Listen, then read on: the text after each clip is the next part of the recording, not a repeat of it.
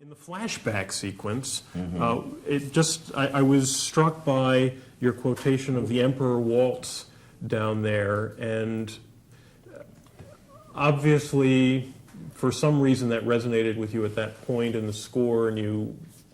No, there must have been a specific, obviously it was meant to be source music of some sort.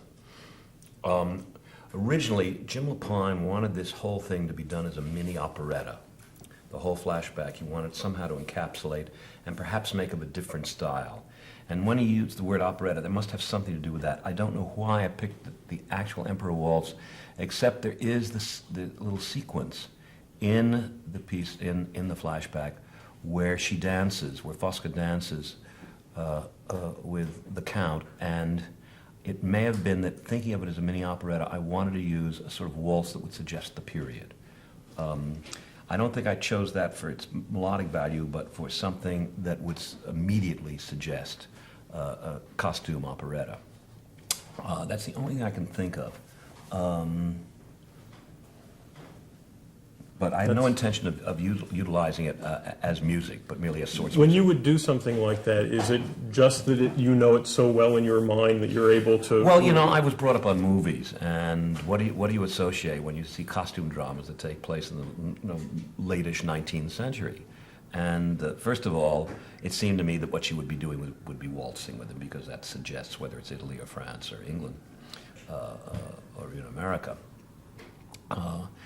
It suggests the period, but particularly Italy and France.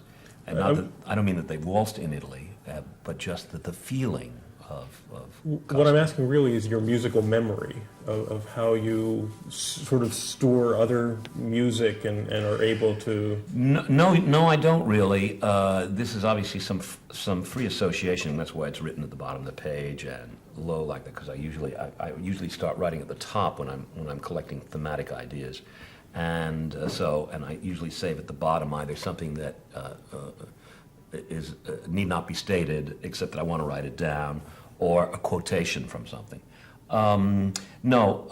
But you wouldn't have gone to a score to get that. You would Well, the tune is so well known. Yeah, I mean, that one is in my head. And the last thing about Passion is there was a letter in the material, and I wanted to read part of it to you and get you to expound on it a little bit. It was a letter to Jeremy Sams in '96, and you wrote, "Jay is under the impression that you intend to cut the echo chorus of To Feel a Woman's Touch after the train scene. If so, I hope you reconsider. It may not be necessary to make the scene change in your version of the staging, but I like the sonic texture of it in the plays." And I found the concept of sonic texture fascinating. It feels like a lonely solo. It feels a cappella, even though there is in fact orchestra going on. And it feels distant, and there's an ineffable sadness about it when it's sung that way. And I didn't want to lose that color. So perhaps I meant color rather than texture. But the texture is about a very thin, beautiful solo voice against, a kind of a simple vocal chorus, vocal set of chords, and vocal chords, chords in sung chords, and it's a color and texture. It's a texture really that's not used elsewhere in the show, and I think, as a matter of fact, that was not my invention. I think that was the invention of Lapine and Paul Gemignani, the music director in New York, when James was looking for a scene change. I think he conceived that, because I don't ever remember utilizing that. But there are a fair amount of them through the show. Yes, well, but that's very often the director, and particularly Gemignani, who has a first-rate theatrical imagination for the use of music. Much of the connecting material in shows I've written, meaning scene change stuff, has been devised by Gemignani and either Hal Prince or Lapine. And then I go over it and maybe make emendations. But the feeling is something that arises during rehearsals. And Lapine will say, "I'd love to have something very kind of distant and mysterious here." And Paul will come up with something. or some of the percussion uses in Pacific Overtures. Hal would say, "I'd love to have something harsh here," and Paul would, who had this massive array of percussion instruments, would devise something on a percussion instrument. So quite often, because directors don't really like writers to be around while they're making, Lapine is less self-conscious about that than most. Hal's quite fierce about it, and I can't blame him. He doesn't want somebody looking over his shoulder while he's making. And Lapine's the same way. So I stay away until they're ready, quote, to show me something, which is usually one act. Now, in order to make the act hold together, they have to devise some kind of, it's like film composers doing a scratch track. They do a scratch track. Gemignani's instincts are so much like mine, and also so sharp, and he works so well with his directors that I rarely change things except maybe picking a different piece of music or something like that. But the texture of this, I think, was devised by them. As long as you've brought up this point, for future generations of musical directors, are there general points that you'd want to make about how your work should be conducted, how it should be taught to people? No. The older I get, the more meticulous I am about notation in terms of things like metronome markings, dynamics. In the first few shows I wrote, I just would put mezzo forte and just leave it alone. But when I played it, Jonathan Tunick, who orchestrates most of my shows, always wants me to play the score, no matter how meticulously notated it is, because he says he gets so much from both dynamically and in terms of tempo and rubato and all that from the way I play it. And quite often it's different than what I've written because I don't realize that I'm getting louder or I get softer. When I'm preparing the manuscript for rehearsals, I'm quite meticulous. Once we're in rehearsals, I don't do anything until the show is opened, and then when I'm ready to get the stuff published, then I add further details that arose out of the performance. I will realize that the singer slowed down because I told her to, but I hadn't notated it in the score. And so by the time it goes to the publisher, it's fairly meticulously notated. And I would like people to follow those notations as much as possible. Do you use a metronome when you're composing? Absolutely. And sometimes it's off because when I'm playing at home and singing to myself, it often is faster, or sometimes slower, but usually faster than the metronome marking. In other words, I make the metronome marking, and then when they get it into rehearsal, it's too fast or too slow. Well, I talked to a friend who's a musical director, and he's wondered if you find that once something is orchestrated, the tempos need to be different because of the orchestra is different from the piano. No, it happens during rehearsal. And orchestrations in musical theater are done during the rehearsal period. So they're accommodating. If Jonathan hears something that's too fast for a certain texture of instruments, he'll adjust. In other words, the cast doesn't adjust to the orchestra adjusts to the cast. Right. When your work is orchestrated outside the original production of the show, or when, like symphonic Sondheim, or when people do things with the music, what are your wishes of what they would or wouldn't do? Oh, no, but when they're going for free interpretation, let them do whatever they want. I remember when I was working with Dick Rogers on Do I Hear Waltz, and he heard Lover, a recording of Lover that was quite popular at the time, played in 4, and of course it's a waltz. He was berserk, and I could understand it, but that was an interpretation. Everybody knew what the song was. When the song is first heard, I want it done exactly the way I intended it. When it's heard a second time in another arrangement, another singer, something like that, fine, let them do anything they wish with it. That you can't ask performers not to interpret. I don't like them changing lyrics, and I don't like them changing notes. But if they want to change tempi, if they want to even sometimes change from 3 to 4, that's. When you say notes, you mean melody. But what about harmony? I don't want them to change the harmonies either. They do. And you never find that intriguing or? No, it's awful. The Send in the Clowns was made popular by 2 singers, Judy Collins, for whom Jonathan orchestrated it, so the chords are correct, and Nelson Riddle, who did it for Frank Sinatra and made 1 chord change. It was unwitting, but of course Sinatra's recording has been copied by people who make records.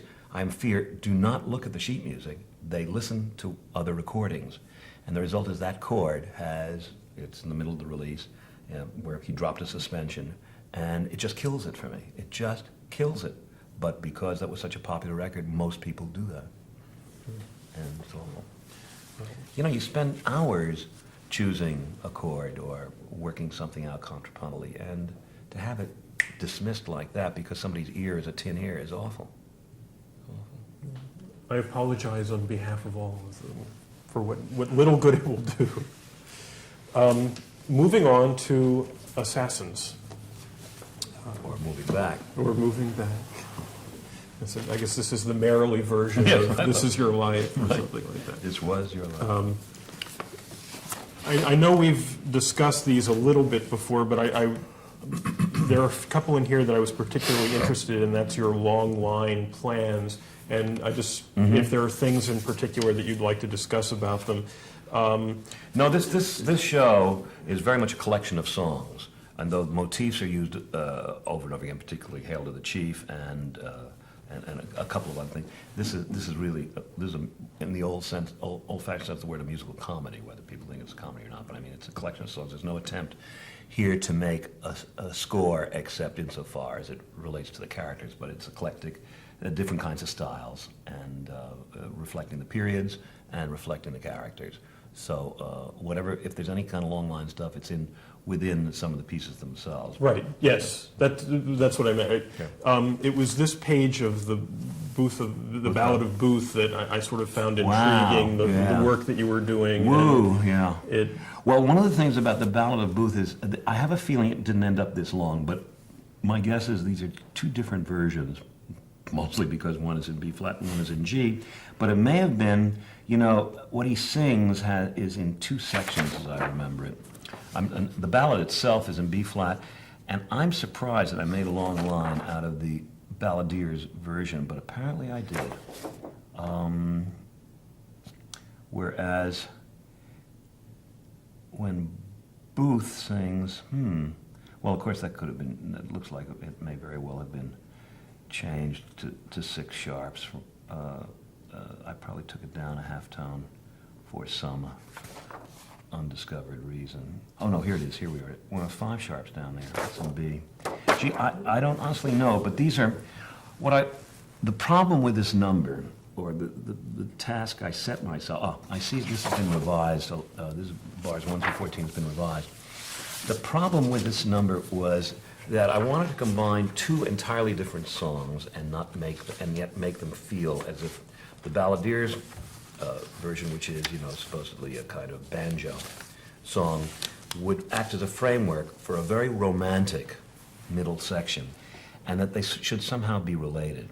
And my guess is that's why I worked out these various long line things, but it would take me a while to go back over this and to figure out exactly what I was doing. I noticed, however, that there's a great deal of interplay between the 5th note of the scale and the 6th note of the scale, and I see that that's both in the harmony and in the melody, and I see that it's reflected here in this bass line, in G major, the D, E, D, E.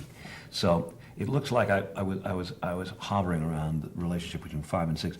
You'll notice that in at least in the first part of this, there's very few accidentals, which means this must be the Balladeer section because he didn't deal much in accidentals.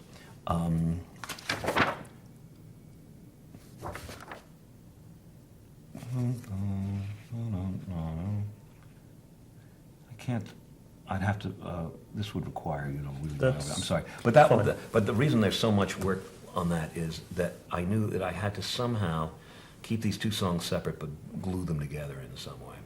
So the long line of the Balladeer section, I suspect, reflects and is reflected by the long line of Booth's section, his own section, and yet his is rubato and free-flowing, and the other one is clink, clink, clink, clink, clink, clink, clink. You obviously, most of your scores are piano scores, but this one was obviously conceived that a ukulele. Yeah, I know. Thing, once we invented the character, the Balladeer, we figured he would have a guitar or whatever slung over his shoulder, sort of Woody Guthrie style. So when I say banjo, it's, I had a "Oh Susanna" on it, was what I was sort of thinking of. And it really is that those repeated chords at the beginning are much more banjo chords, or banjo style than guitar style. So I did think of it, yeah. I rarely think instrumentally, but in this case, it seemed important that the Balladeer always have some sort of guitar or banjo. So when you write those chords, what are you thinking? I'm thinking of three notes chords that can be strummed, Okay. and that can be this gesture, yung dun dun dun dun dun dun dun, yung dun dun dun dun dun dun dun. That's all. And this, unlike any of your other shows that I can think of, it wasn't really until the recording session that you had a full orchestration. Yeah, no, this was done with three instruments originally. What was that process like of getting, since you didn't get to work out the orchestration in rehearsal with... I just trusted Michael by then because he'd done such a sensational job on Sunday in the Park with George. And when it came time for the orchestra rehearsals, then I went there and went over some stuff with him, whatever objections I had. But it was taking a big chance, but I didn't mind taking it with Michael at all. But for future productions, that Oh yes, you always want orchestration you want to hear the orchestrations in advance in case there are any egregious, I won't say errors, but choices that I disagree with. But it rarely happens. Moving on. Oh wow. Okay.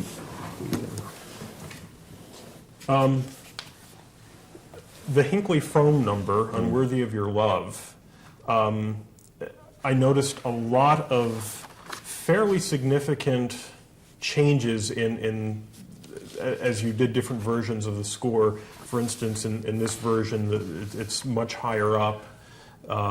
Just where the tessitura of the song is. Yes. When I don't know why I wrote it so high up. It would be. It's due. I have learned over a period of time not to take singers over a D or D sharp, even if they're soprano. The soprano sound is not my favorite sound anyway.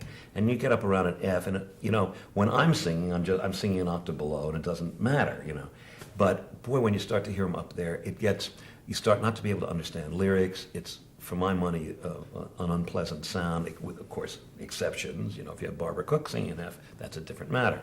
But, and generally, but my guess is here, I started to work out everything, and I thought, oh dear, it's all too high. So I said transpose as needed. Instead of putting it into another key, what I did was, I said to Paul Geminiani, I'm sure this is what happened, I said, tell me what key you want in, and if there's any problem with the relationship of the two voices, I'll fix it. That's my guess, because ordinarily I would never give this to a copyist without a specific transposition saying, take this down, before handing it to the singer. This is sort of one of the, I guess what Banfield calls diegetic music, where presumably in the score, the character of Hinckley is actually writing this song, performing it, and all that. And my understanding is you did some things musically in this song to indicate a naive composer. Yeah, there's one place where he yeah, right. Oh, yes, where there's in the opening vamp. This incidentally was never used. Now that I see it. Right, I know. Right. Okay. No, I'm thinking of the. There are a few different versions. Yeah, well, because it's the accompaniment. I didn't use that accompaniment. I didn't use that accompaniment. It's much. Only at the climax does the orchestra come in so heavy. This is the accompaniment, and this is the one I used. And there's this ba da da ba da ba da da da da ba da da da da. That A is supposed. Oh no, it's not the one. No, it's this one. A E G E. That G is like he made like he's making an error while he's playing it, because that should be another A, and that's for those who want. Is that hard for you to do, or you? No, I thought it was fun. I was wondering if anybody would catch it. But it's for me. Yeah, and again, I told you yesterday, I think that an audience's ear, no matter how uneducated, is sensitive. I think they sense it. I think they sense that something's out of the pattern there. And it's as if he made a mistake in the playing of the guitar. But this would be a rare example of, if somebody does do a pop recording of it, you'd actually prefer the A, I would assume. Yeah, I probably would, but it doesn't matter because it's merely a ninth in the chord instead of a third, and it doesn't really matter. Okay. I never think about pop recordings kind of thing, but until you just brought it up, I suppose I would prefer it. If I published it as a separate number, I'd put an A and then not a G. But yeah, you're absolutely right. It's funny, I'd totally forgotten that percussive accompaniment. Do you remember why the change? Well, yeah, my guess is that it didn't occur, either it happened before the notion that he actually was writing the song, or it happened, he was writing the song, but I had because that's obviously an orchestral accompaniment, and I didn't think of his actually writing on the guitar, maybe until the second thought. That's all I can think of, because that's a complete piano copy that I wrote with the percussive accompaniment, so there must have been a real reason to change it. I mean, notice it's complete, it didn't stop in the middle. Yeah. So I must have thought better of it. I know it never went into rehearsal, it was always guitar in rehearsal. This is scene 15A, which is, forgetting the name of it. Who's in it? Another national anthem. Oh, yeah. Okay. And there are a few things here that, just on a technical level, the use of what you're calling cadences here, and I know Yeah. it sort of begins with that kind of choral Yeah. sense, and I assume that's what These are. about. I'm trying different cadences there, because that whole lament thing is two chords, but also, since I knew this was going to be a dissonant piece, originally I think I must have intended for it to end as opposed to fade out, because usually when I write cadences, I really am talking about stopping points, usually at the end or sometimes in the middle if there's a demarked section. But since this is one continuous piece interrupted by the Balladeer, my guess is that those cadences are the vocal things. On the other hand, the vocal thing was set fairly early, so this may be cadences that I wanted to use to end, let's say, a section of another national anthem, and then transit into the Balladeer section. That's another possibility. Okay, and you say final cadence up there. That means the very end. Obviously, I really meant the piece to end. But now that I look at it, that's not really a very consonant chord. So maybe by that time, what I meant was that's the last chord I wanted to hear before the fade out as people wander off the stage. But certainly that's the last chord I wanted to have. So when you refer to cadences, in some cases it's literally the end of the song, but sometimes there are internal cadences. Yes, that usually you're to end a talking section. about To end a section. It's usually to end a section. Okay. And it's sometimes to avoid a straight 5-1, but without, again, being wrong note. Something that's built into the harmony. Or a variation. You know, if I've used another cadence before, then I want to use that. I mean, you can see throughout this, like where it says letter A here, you can see the constant reiteration of an open fifth of D and A in the that's a fine pun, in the bass, and then D and B flat, which is reflected here, D and B flat and D and A. I was constantly, obviously, rooting around between an open fifth and a minor sixth, and an open fifth and a minor sixth. Here it keeps building up in the B flat because of B natural and C natural. So obviously I'm more going to, but it's that alternation that I think is behind a lot of this number. The other thing I noticed is somewhere you had said or written that you thought the vocals at the beginning of this should be taped or pre-recorded. Yeah. And Well, let's just to give that distant effect. In fact, did we tape it? I don't remember, but I think maybe we did tape it. The thing is, I wanted it disembodied. I want that disembodied lament. I don't think we did it. I don't think we did it live, but I may be wrong. I don't remember. just as a 20th century composer, I mean, one of the things is working with pre-recorded sounds and music, and certainly because of Babbitt, I'm just wondering if it's something you've explored. Oh no, not at all. No, these or... are usually practical matters. Okay. Although we the chorus in that show, it's the Assassins plus the group that plays the Bystanders, 5 people, and I'm sure the 5 people are the ones who did that. But I have a feeling it was taped. So it became part of the orchestra. And but that was to keep it regular. I want to be sure it just went absolutely regular. Is it morning or MOU? Absolutely. Okay. Yeah, that's exactly what it's supposed to be. That's what it's supposed to be. That's what it's supposed to be. The added number for the London production. Yeah, something just broke. Yes, utilize that. In fact, that's why I had written it originally. I always intended to write something just broke. So you did? Yeah, okay. I always intended to write that, and there just wasn't time. Well, what we did it off Broadway, and we thought we would have to transfer, and I thought by the time it transfers, I'll be able to write this extra number, and then it never transferred, so I wrote it for London. But no, it was always intended to have a moment in Assassins of what happens to the country when a president... most people don't know, but the country went into just as deep mourning for McKinley and Garfield as they did for Lincoln. Kennedy was different because by that time the communications process happened and everybody knew it all at once. Okay. But in Lincoln's case, McKinley's case, it took a while for it to get across the country, but the trains of carrying the bodies of the presidents were greeted with just as much weeping and wailing in the case of two minor presidents as in the case of Lincoln. And so it's a constant when the country goes into convulsion like that. And that's what that number is about, is the country's convulsion. Something Just Broke deals with the deaths of all four presidents. It starts with one, but then you gradually realize you're talking about a farmer in 1893, and you're talking about somebody in Dallas, Texas in 1963, and et cetera, et cetera. It seems one of the through lines of your work has been history through the bystander. That there have been, obviously, How I Saved Roosevelt, Someone in a Tree, Four Black Dragons. Well, those are the shows, it's more than a coincidence, those are shows with John Weidman, because the socio-political shows I've written are all the two before and now one that I'm writing now with him, are all, they all involve that double facet of the observer and the observed. But the others, I wouldn't say. Is it a technique that it intrigues you musically? No, it's John's doing. Someone in a Tree is his invention.